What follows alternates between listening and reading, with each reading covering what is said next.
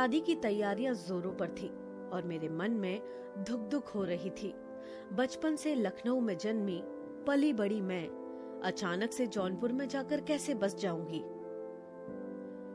मई 13, 2020।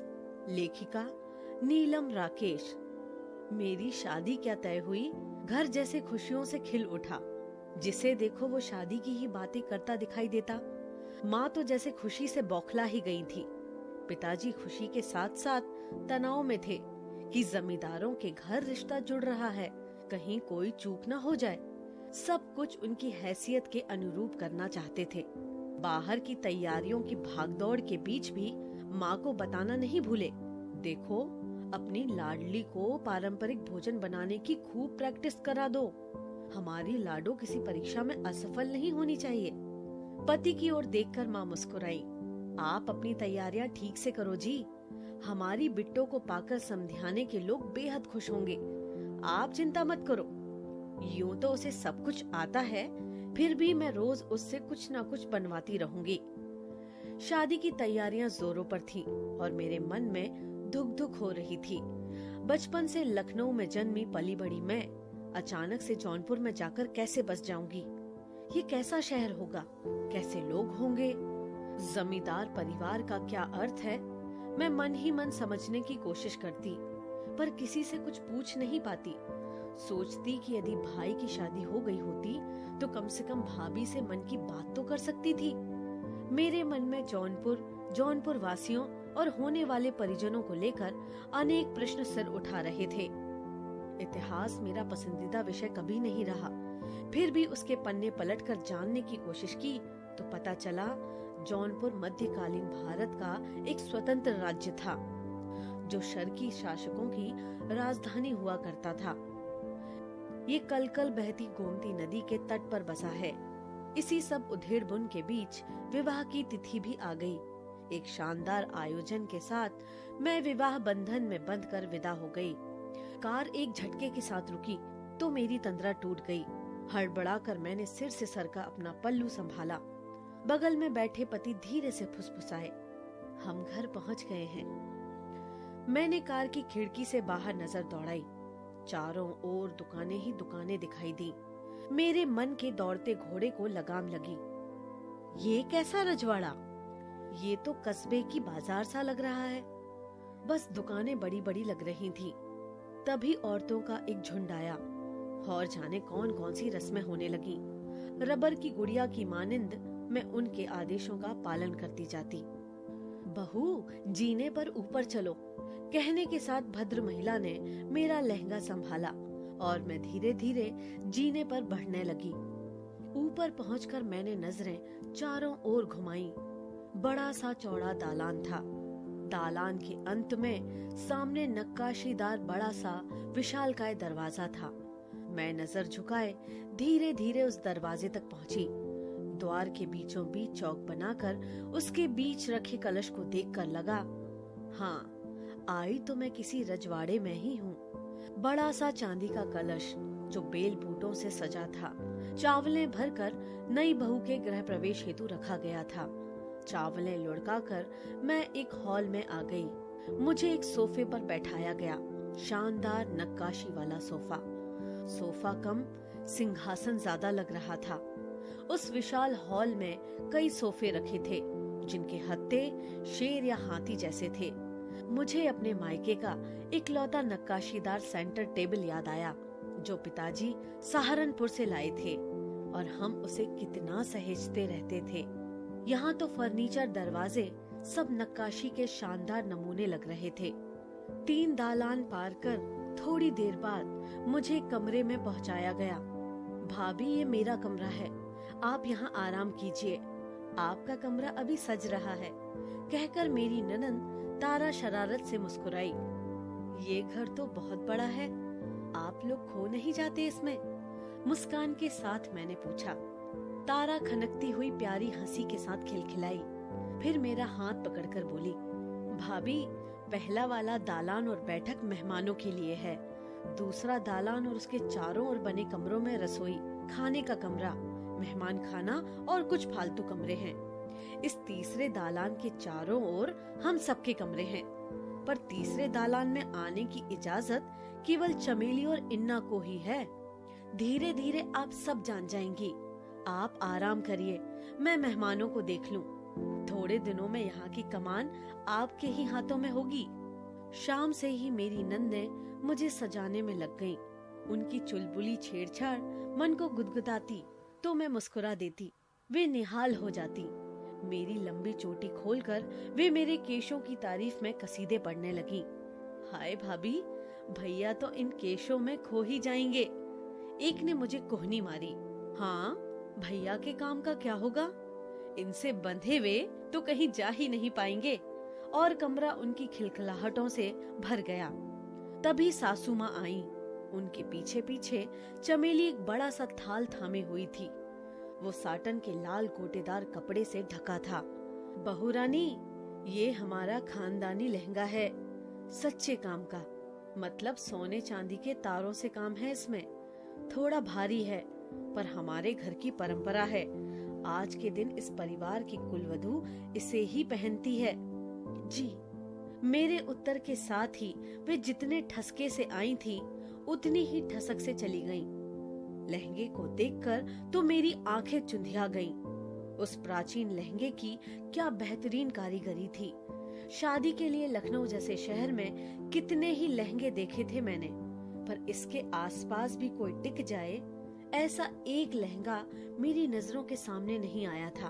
भाभी, ऐसे क्या देख रही हैं? थोड़ा भारी तो है, पर पहनना तो पड़ेगा ही। तारा ने मुझे हिलाया। हाँ, बहुत सुंदर है। मैंने आंखें झपकाई तो सब फिर खिलखिला उठी। तैयार होकर जब आदमकद आईने में स्वयं को देखा तो एक पल को तो भ्रम ही हो गया कि आईने में कोई महारानी खड़ी है। बिन बोले ही मैं मुस्कुरा दी।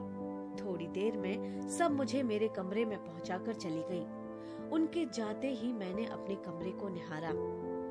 कमरा? नहीं नहीं, उसे हॉल ही कहना सही होगा। ये विशाल हॉल मेरा है, सोचकर ही मैं रोमांचित हो उठी। ऐसी तो कभी सपने में भी कल्पना नहीं की थी। बीच कमरे में लकड़ी का विशाल नक्काशीदार पलंग पड़ा हुआ था, जिसके सिरहाने पर नक्काशी की हुई थी। पलंग को फूलों से सजाया गया था।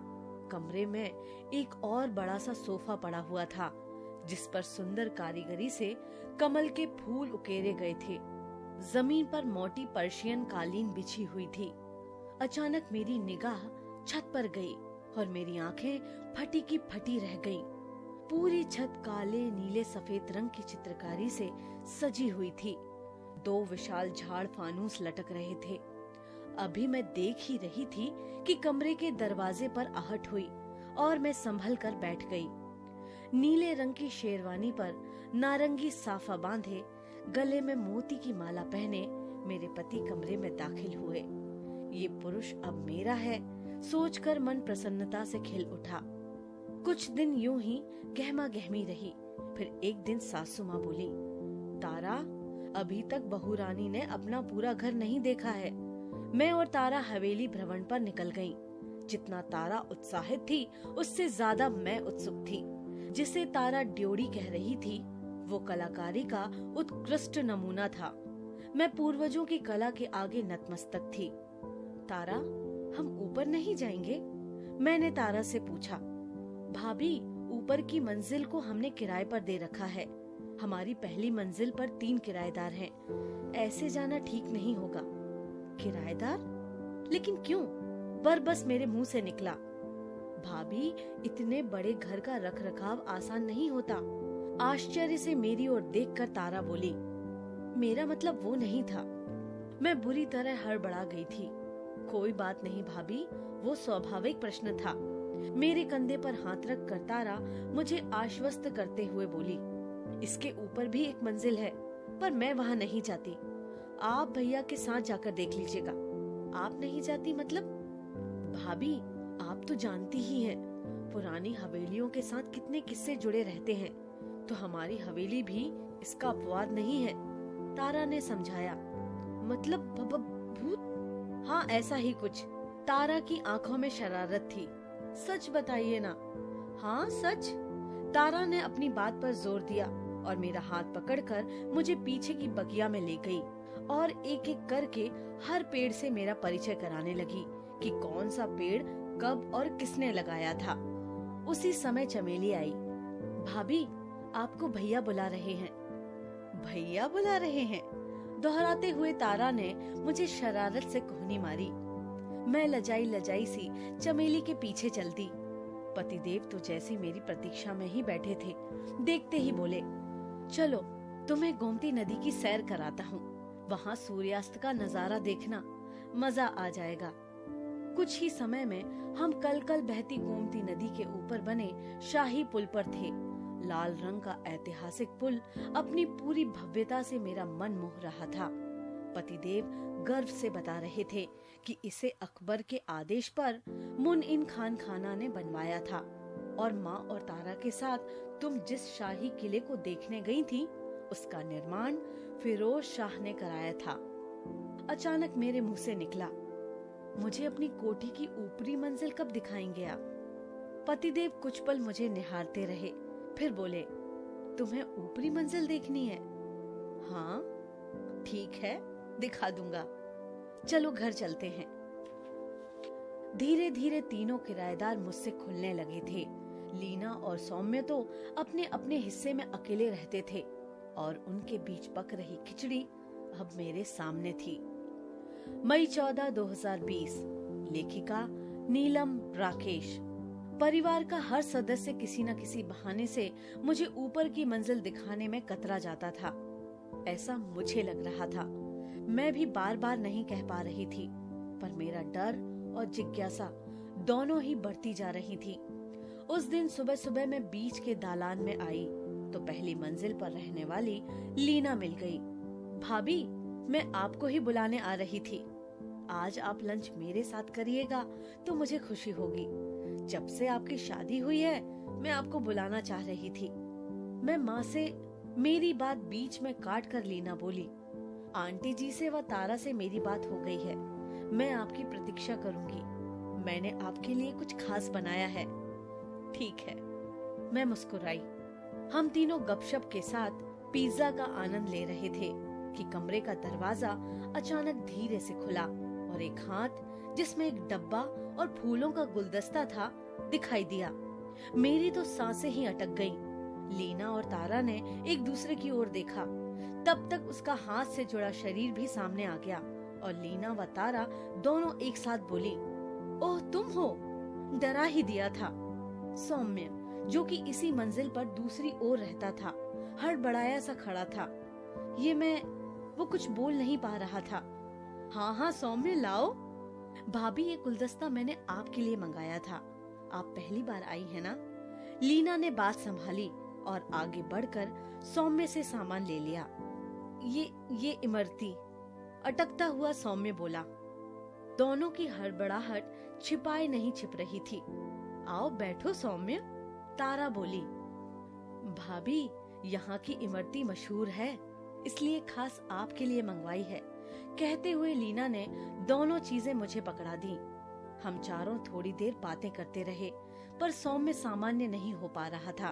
उसकी नजर मेरे पास रखे गुलदस्ते पर बार बार जाकर अटक रही थी। चलती हुई जब मैंने गुलदस्ता उठाया तो उससे लटकता हुआ छोटा सा कार्ड उनकी चुगली कर गया, जिसे मैंने धीरे से निकाल लिया और लीना को गले लगाकर धीरे से सबकी नजर बचाकर उसके हाथ में पकड़ाकर बोली, ये तुम्हारे लिए है। कार्ड पर लिखा था, फॉर माई लव। धीरे धीरे तीनों किराएदार मुझसे खुलने लगे थे। लीना और सौम्य तो अपने अपने हिस्से में अकेले रहते थे और उनके बीच पक रही खिचड़ी अब मेरे सामने थी। दूसरी मंजिल पर ही एक बड़े हिस्से में मोहन रहता था, जो किसी बैंक में काम करता था। उसके साथ उसकी माताजी रहती थी। दिन के खाली समय में मैं अक्सर उनके पास थोड़ी देर के लिए चली जाती। सासू माँ आजाद ख्याल की थी, ज्यादा टोका टाकी नहीं करती थी, बस अपने काम से काम। रात सी ठसक में ही रहती थी। घर में भी जेवरों से लदी रहती थी। तारा कॉलेज चली जाती और माँ जी आराम करने, तो मैं ऊपर वाली माता जी के पास जा धमकती।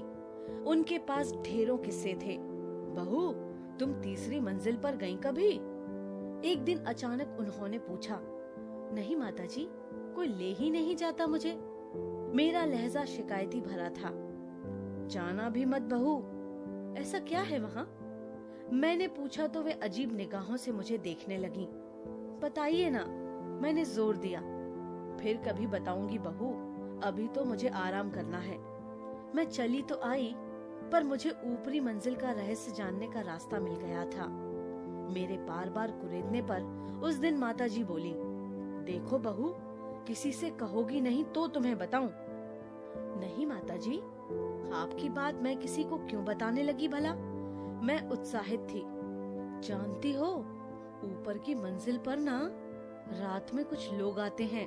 कौन लोग और क्यों आते हैं माताजी? पता नहीं, पर आते तो हैं। माताजी बोली, आपने देखा है? मैं सीधे माताजी की आंखों में देख रही थी। और क्या, यहाँ सबने देखा है। तुम्हें भी दिख जाएंगे जल्दी ही। माताजी के स्वर में विश्वास था। उसी समय लीला के कमरे की खुलने की आवाज आई। सुन बहू, ये लीना तुम्हें कैसी लगती है? बहुत मस्त लड़की है, मुझे अच्छी लगती है। बता तो जरा, मेरे मोहन के लिए कैसी रहेगी? अब माताजी मेरी आंखों में देख रही थी। माताजी, आजकल शादी ब्याह में बच्चों की पसंद का ध्यान रखना चाहिए, उनसे ही पूछना चाहिए। आप मोहन से बात करिए, क्या पता उसे कोई लड़की पसंद हो। पसंद है तभी तो तुमसे पूछ रही हूँ। माताजी बोली, मतलब मोहन ने आपको बताया है कि उसे लीना पसंद है? उन दोनों के बीच कुछ चल रहा है? मैंने आश्चर्य से पूछा। नहीं, ऐसे कौन बताता है? माँ हूँ ना, उसका मन पढ़ सकती हूँ। स्नेह उनकी आंखों में तैर रहा था। फिर तुम तो अभी बच्ची हो। पता है, मोहन को हमेशा लीना की फिक्र रहती है। कुछ भी फलवल लाता है तो लीना को देने को कहता है। और ये जो दूसरा लड़का रहता है ना, मुझे तो फूटी आंख नहीं भाता। जाने क्या नाम है? सौम्य? हाँ, जो भी है। रोष स्पष्ट था। मैं उठने लगी तो माताजी बोली, सुनो, अपनी सास से कहकर इस सौम्य को निकलवा दो। मैं ना बहुत अच्छा किराएदार दिलवा दूंगी, किराया भी मोटा देगा। तुम बात करो उनसे। अरे मैं क्या कहूँगी? मैं चकित थी। कहना क्या है? कह देना तारा को गलत नजर से देखता है, तुरंत हटा देंगी। पर ये सच नहीं है। बरसों से तारा से राखी बंधवाता है, बहुत मानता है उसे। सुना भी है और देखा भी है मैंने स्पष्ट किया। अरे तो तुम झूठ कहाँ बोलोगी? बस लीना की जगह तारा का नाम बदल देना। माताजी फिर से बोली, नहीं नहीं, ये मुझसे नहीं होगा। मैं चलती हूँ। मैं झटके से उठ भागी और हड़बड़ाहट में सामने से आ रहे पतिदेव से टकरा गई। पूरी बात सुनकर वे बोले, अच्छा चलो तुम्हें तीसरी मंजिल दिखाता हूँ। मैं काफी डरी डरी ऊपर पहुँची। मेरा चेहरा देखकर पतिदेव खिलखिलाए। इतना डरती हो तो देखने की जिद क्यों? सच बताइए, इसमें भूत है क्या? नहीं यार, सब बकवास है। भूत होता तो मैं तुम्हें यहाँ लाता? भूत वूत कुछ नहीं होता। कहते हुए उन्होंने कमरे के विशाल दरवाजे को धक्का दिया। दरवाजा आवाज के साथ खुल गया। घबराहट में मैंने पति की कमीज पीछे से पकड़ ली। वे मुस्कुराए और मेरा हाथ थामकर अंदर बढ़े। अंदर आते ही आश्चर्य से मेरा मुंह खुला का खुला रह गया। मैं एक बड़ी लाइब्रेरी के अंदर खड़ी थी। लकड़ी की नक्काशीदार अलमारियों के ऊपर खूबसूरत फ्रेम में महान क्रांतिकारियों की अनेक फोटो लगी थी। कुछ को मैं पहचान रही थी और ज्यादातर को नहीं। एक किनारे पर मोटा गद्दा बिछा था, जिस पर खूबसूरत कालीन बिछी थी और कई तकिए रखे हुए थे। मैं कल्पना कर सकती थी कि यहीं पर सब बैठते और बातचीत करते होंगे। आगे बढ़कर पतिदेव ने एक अलमारी का दरवाजा खोला। अंदर किताबें भरी पड़ी थीं।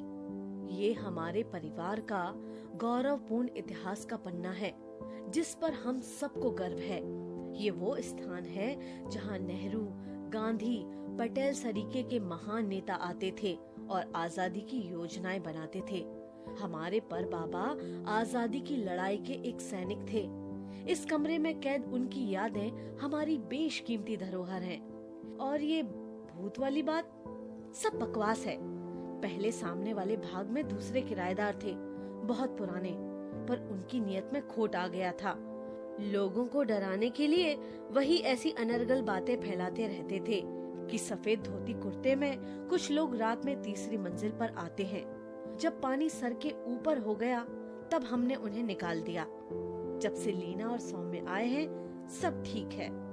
पर माताजी, मैंने बात अधूरी छोड़ दी। हाँ, माताजी थोड़ा इधर उधर की बातें करती हैं, पर उनका ज्यादा किसी से मिलना जुलना नहीं है।